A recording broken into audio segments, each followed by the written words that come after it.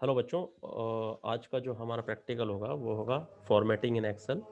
और फॉर्मेटिंग इन एक्सेल में हम लोग ये देखेंगे कि किस तरीके से आप लोग फ़ॉन्ट अलाइनमेंट और नंबर को फॉर्मेट कर सकते हैं। फॉर मतलब डिलीट नहीं करना की बात नहीं कर रहे हम उसमें ये देखना चाह रहे हैं किस तरीके से आप लोग डे टू डे लाइफ में अपने टेक्स्ट को या अपने एक्सेल शीट को सुधार सकते हैं, उस पर काम कर सकते हैं। चलिए कैसे करते हैं।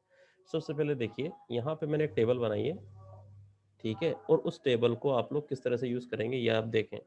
सबसे पहले बोल्ड। बोल्ड के लिए आपको देखो दो तरीका है, या तो यहाँ फॉन्ट दिख रहा है यहाँ पे ऊपर बी, आप इस पे जाइए, या फिर शॉर्टकट तरीका आ रहा है कंट्रोल प्लस बी, आप वो दबा दीजिए। तो ये कंट्रोल बी दबा दीजिए तो देखिए बोल्ड हो गया।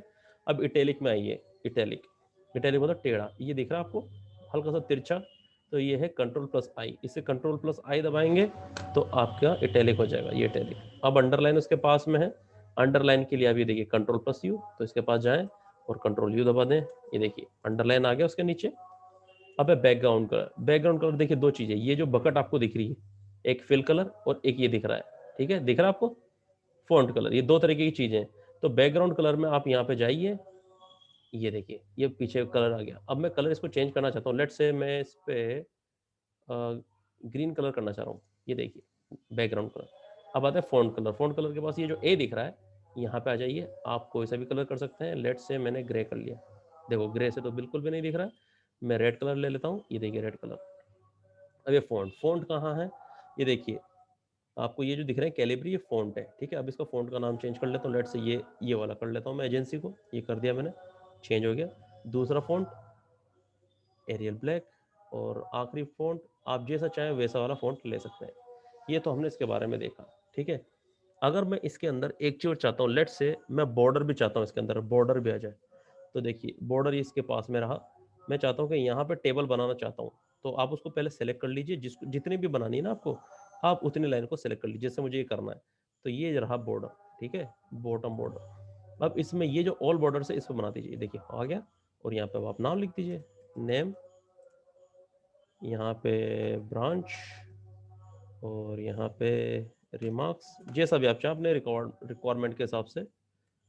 और मैंने आपको जैसे बोल्ड करना सिखाई दिया है, तो यहाँ पे जाइए सेलेक्ट कर दीजिए और बोल्ड कर दीजिए, ये देखिए बोल्ड हो गया, ठीक है। ये चीज़ हो गई, ये हो गया हमारा अलाइनमेंट। अब एक चीज़ और, नंबर भी आपने देख ही लिए किस तरह से करना है ये सब। यहाँ पे देखिए नंबर 1, यहाँ पे नंबर 2। अब देखिए ये ऑटोमेटिक नंबर आप लाना चाहते हो, यहाँ पे मान लीजिए 1000 लाइन है, तो आप कुछ मत कीजिए, यहाँ 2 सेलेक्ट कर दीजिए और इसको ड्रैग कर दीजिए, ये देखिए ऑटोमेटिक नंबर आ गया।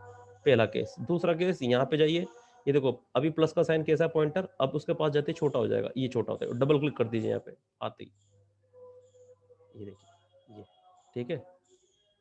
इस तरह से आपको करना है। अब आते हैं हम यहाँ पे नंबर पे, देखिए ये जो नंबर है, अब आपको करना क्या है, इस नंबर को आपको, जैसे कि मान लीजिए इन नंबर को आपको पीछे डेसिमल संख्या लानी है, यानी दशमलव। तो आप क्या करेंगे, या तो इस नंबर पे जाइए, ठीक है, इस पे क्लिक कर दीजिए, ये रहा, दिख रहा है आपको नंबर, इस पे जाके क्लिक कर दीजिए। अब क्लिक करते देखो ये नंबर आ गया आपके, यहाँ पे अलाइनमेंट है, ये रहा अलाइनमेंट, फॉन्ट है, ये रहा फॉन्ट, बॉर्डर है, ये बॉर्डर।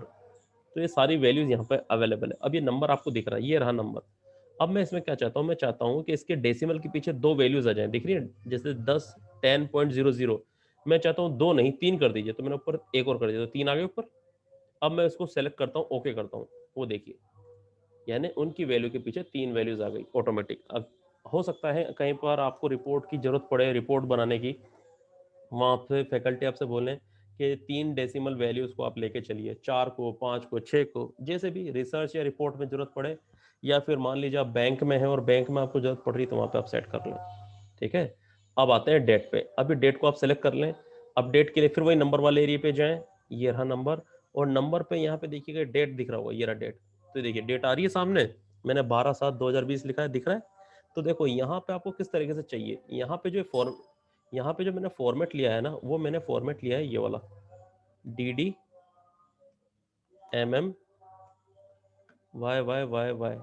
ठीक है, ये लिया है मैंने, ठीक है।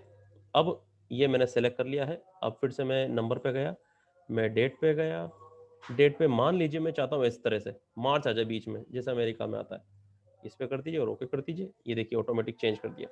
अब आप ये नीचे देख रहे होंगे, नीचे मैंने अलग तरीके से लिया था, वहां पे ऊपर अलग था, नीचे अलग था। अब नीचे को भी मैं चेंज करना चाहता हूँ, ये देखिए ऐसे कर लेता हूँ, ये मार्च इसने ऑटोमेटिक ले रखा है, क्यों? क्योंकि मार्च को बता रहा है। तो इसको मान लीजिए मैं बिल्कुल अलग तरीके से लेके लेना चाहता हूँ, इस तरह से। देखो, असल में बात ये है, अब मुझे इसको फिर से मैं वापस से सबको सेलेक्ट करता हूँ, ठीक है?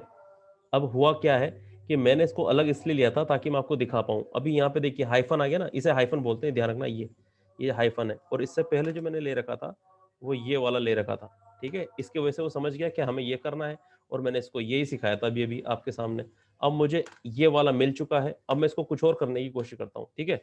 चलिए देखते हैं। ये रहा, और इन सभी को मैं सेलेक्ट कर लेता हूँ पहले। ये मैंने लेट्स से यहाँ पे लिखा मार्च, ठीक है?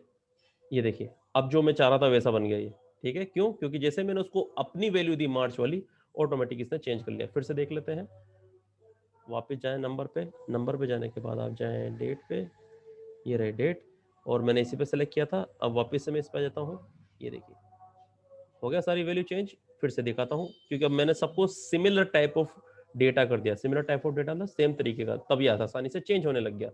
फिर से मैं इसको वापस से वैसा ही कर देता हूँ जैसे पहले था, ये वाला। ये देखिए पूरा आ गया।